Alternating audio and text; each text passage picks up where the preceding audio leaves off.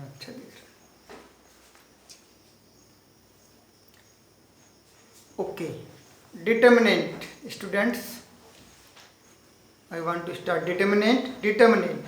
देखिए जो ये आपका ए है, एक मैट्रिक्स है 2x2 का, मतलब 2 रो हैं इसमें और 2 कॉलम हैं। तो 2 4 3 5, 2 4 3 5 4 एलिमेंट है इसमें, और इसको हमने मैट्रिक्स बोल दिया। ओके, अब डिटर्मिनेंट ऑफ ए मैट्रिक्स होता है ना, और वो कैसे इसका सिंबल यूज करते हैं। जो ये आपका मैट्रिक्स लिखा है, इसमें आप क्या करें, 2 मॉडुलस का साइन बना दीजिए। मानिए मॉडुलस का साइन बना दीजिए, तो ये डिटर्मिनेंट कहलाता है, डिटर्मिनेंट ऑफ मैट्रिक्स ए कहलाता है। इसको कैसे हम वैल्यू फाइंड करते हैं, तो ये अपना में बड़ा आसान है। 10th क्लास में हम क्रॉस मल्टीप्लिकेशन जब पढ़ रहे थे, तो क्या करते थे, वहाँ भी कैसा हम बॉक्स बनाया करते थे, x के नीचे लिखते थे, y के नीचे लिखते थे, 1 के नीचे लिखते थे, बिल्कुल इस तरीके से ही है। तो अब क्या करेंगे, जो इसके डायगोनल है यानी कि 2 और 5, इसको मल्टीप्लाई कर लेंगे डायगोनल एलिमेंट्स के, ठीक है। और जो ये 3 और 4 ये भी डायगोनल एलिमेंट्स हैं, और ये मेन डायगोनल एलिमेंट्स होते हैं, इसको मेन डायगोनल बोल सकते हैं आप, ठीक है ना। तो फिर इसको मल्टीप्लाई कर लेते हैं, इसको सिंप्लीफाई कर लेते हैं, -2 आ गया, आंसर आ जाता है। समझ में आया बच्चों। और अगर फॉर्मूले की तरह से याद करना चाहो तो फॉर्मूले की तरह याद कर सकते हैं। भाई मान लीजिए ये आपका एक मैट्रिक्स है, इसका आपको डिटरमिनेंट फाइंड करना है, तो ये आपके लिए क्या हो जाएगा, फॉर्मूला हो जाएगा। दूसरी बात ये कि हमने एक मैट्रिक्स कंसीडर किया 3x3 का, एक स्क्वायर मैट्रिक्स है, ठीक है। देखिए बेटा डिटरमिनेंट जब हम पढ़ रहे हैं तो हम जो है क्या स्क्वायर मैट्रिक्स ही यूज करेंगे।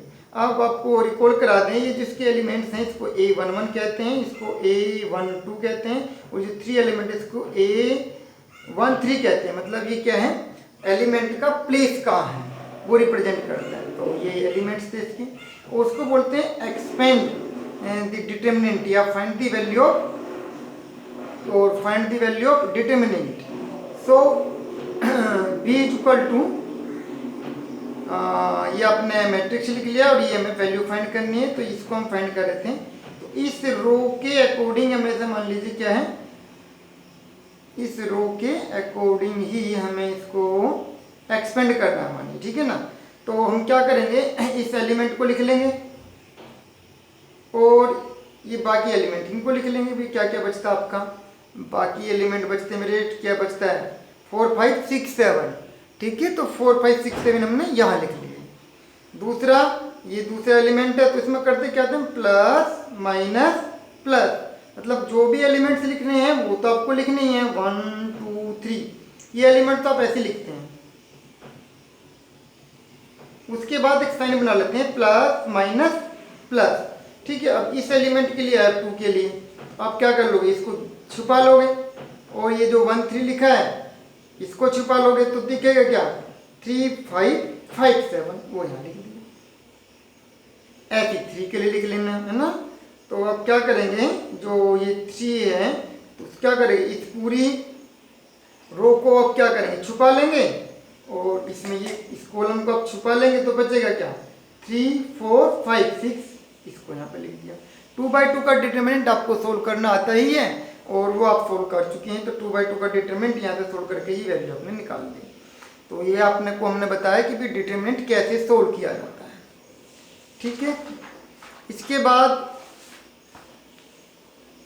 ये एज ए फॉर्मूला बता दिया है, यहाँ पे लिख दिया, इसको आप देख लेंगे एज ए फॉर्मूला। अगर देखें तो मान लीजिए आपको भाई ये 3x3 का क्या बोलते हैं मैट्रिक्स है, और इस मैट्रिक्स के डिटरमिनेंट का आपको अगर वैल्यू निकालना है तो ये फॉर्मूला है, बहुत आसान है, आप देख सकते हैं इसको। ये फॉर्मूला थोड़ा आसान पड़ता है आपको, कोई कठिनाई इसमें नहीं है। एक्सरसाइज 4.1 है, तो एक छोटा सा डिटरमिनेंट दिया है 2x2 का, या हमें कहिए कि मैट्रिक्स दिया है, उस मैट्रिक्स का डिटरमिनेंट आपको निकालना है। सो सिंपल, जो मेन डायगोनल के एलिमेंट्स हैं उनको मल्टीप्लाई कर लिया है, और जो अदर डायगोनल है उसके एलिमेंट्स को मल्टीप्लाई कर लिया, और in between we have to put a negative sign, simplify कर लिया, -18 आ गया, नो प्रॉब्लम।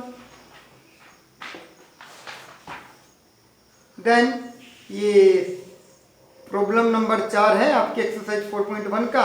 इसमें उन्होंने लिखा था कि एक मैट्रिक्स आपको गिवन है, then you have to show that. Okay, तो टेकिंग लेफ्ट हैंड साइड में क्या है, उन्होंने 3a जो लिखा है, इसमें क्या लिखा है, ये लिखा है, इसको कैसे पढ़ेंगे, डिटर्मिनेंट ऑफ 3a, मतलब एक मैट्रिक्स हमें पता होना चाहिए 3a, उसका डिटरमिनेंट निकालना है।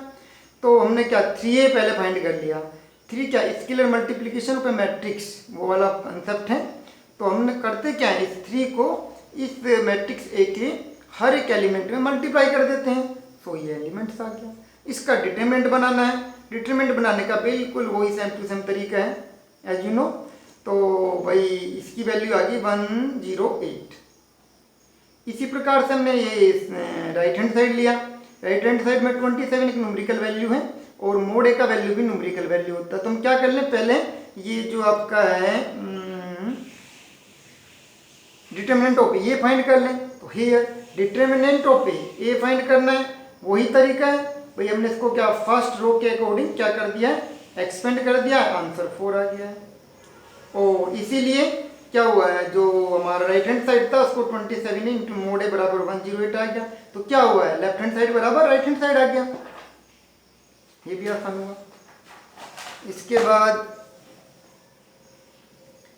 एक सवाल नंबर 7 हमने यहाँ ले लिया है। इसमें वो पूछ रहा था कि यदि ये दो डिटरमिनेंट इक्वल हैं तो भाई x की वैल्यू बताओ। तो क्या करेंगे, दोनों को हम सिंप्लीफाई कर लेंगे, क्योंकि डिटरमिनेंट तो न्यूमेरिकल वैल्यू होता है। देखो यहाँ डिटरमिनेंट का वैल्यू फंक्शन भी होता है, ठीक है बच्चों। खैर जो इसको हमने सिंप्लीफाई किया, सिंप्लीफाई करके ये लाइन बड़े आराम से आ जाएगी। ये माइनस का 18 2x², इसको सिंप्लीफाई किया वही 10th क्लास के अकॉर्डिंग, जैसे 10th क्लास में करते थे। बिल्कुल वही तरीका है, इसमें कोई आपको कन्फ्यूजन नहीं होना चाहिए। आपको 10th क्लास में हमने सिखा भी दिए थे कि भाई ये ऐसा है, ऐसा ये वैल्यू आ गई, ठीक है बच्चों। तो इतना से ये वीडियो को ही रोकते हैं और इतना आप समझिए, कोशिश कीजिए आपको